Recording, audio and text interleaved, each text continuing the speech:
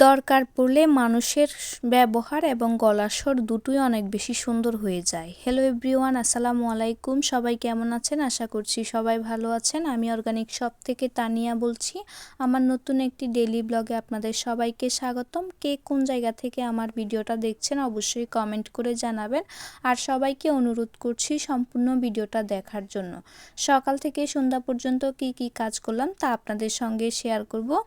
সকালে ঘুম থেকে উঠে একটু বাহিরে হাঁটতে গেলাম। সকাল সকাল একদম কুয়াশা ছিল, অনেক বেশি ভালো লাগছে হাঁটতে। তো হাঁটা শেষ করে এরপর আমি বাসায় চলে আসলাম। বাসায় এসে দেখলাম যে আমার আম্মা চনা বুট ভাজি করতেছে এবং চা বানাচ্ছে। অন্যদিকে আমি সালাদগুলো বানিয়ে নিচ্ছিলাম। তো সবাই মিলে সকালের নাস্তাটা শেষ করে নিলাম। নাস্তাটা শেষ করে আমি চলে গেলাম ঘরটাকে গুছিয়ে নেওয়ার জন্য।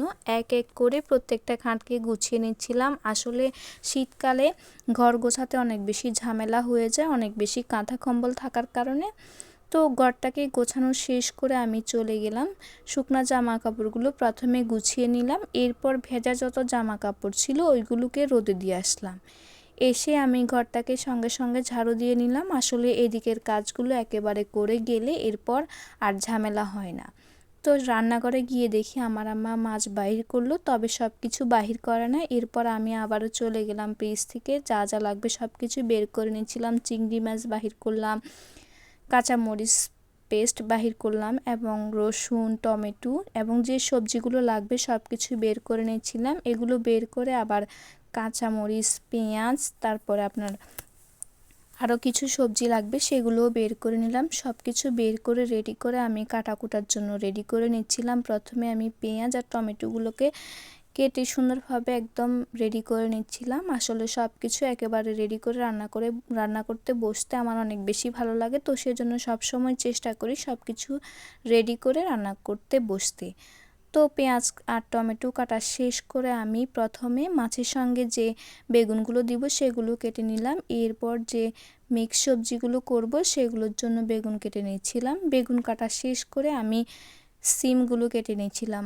আজকে সিমগুলো অনেক বেশি পেস্ট ছিল। সব কিছু কাটাকুটা শেষ করে ধুয়ে পরিষ্কার করে রেডি করে নিলাম। প্রথমে আমি যে মিক্স মাছগুলো দেখালাম ওই মাছগুলো রান্না করে নিলাম। এরপর রিঠা মাছ দিয়ে বেগুন দিয়ে রান্না করে নিলাম। এরপর চিংড়ি মাছ দিয়ে সবজিগুলো রান্না করে নিলাম, সঙ্গে টমেটোর ভর্তাও বানিয়ে নিলাম। সব কিছু কাজ শেষ করে ফ্রেশ হয়ে সবাই খাওয়া দাওয়া করে নিলাম। দুপুরের খাওয়া দাওয়া করে একটু রেস্ট নিলাম। রেস্ট নেওয়ার পর বিকালে আবার শুকনা জামা কাপড়গুলো গুছিয়ে নিচ্ছিলাম। গোছগাছ শেষ করে চলে গেলাম রান্নাঘরে। রান্নাঘরে গিয়ে দেখি আমার আপু ঝালমুড়ি বানাবে, সেজন্য সব কিছু রেডি করে নিচ্ছিল। এখানে পেঁয়াজ, কাঁচামরিচ, টমেটো, শসা সব কিছু কেটে নিল এবং ঝালমুড়িগুলোকে বানিয়ে নিচ্ছিল। তো সবাই মিলে ঝালমুড়ি খেয়ে নিলাম একটু ঝাল ঝাল করে।